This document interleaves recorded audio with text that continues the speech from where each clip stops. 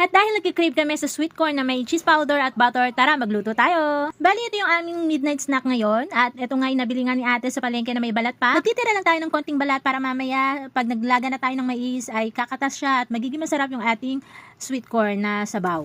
Pwede kasi inumin itong ating sabaw ng mais. Kaya yung mga Marcy, anong luto sa mais yung gustong gusto nyo i-merienda? Dahil kami, bukod sa adobong mais, nilagang mais ay ito. Yung nilagang mais na may cheese and butter. Masarap talaga siya. Bali 7 piraso yung mais na nabili niya. Tapos ilalaga lang natin. Lagyan natin ng tubig. Pakuluan lang natin to ng 1.5 oras para lumambot yung ating mais. At after nga ng halos 1 oras mga Marcy, ito na yung itsura ng ating mais. Maya pa ay maluluto na ito. Kaya balikan na lang din natin. Finally mga Marcy, ayan, luto na ating nilagang mais. This time, pinapahira na nga natin ng melted butter itong ating mais. So pahira lang natin kabilaan.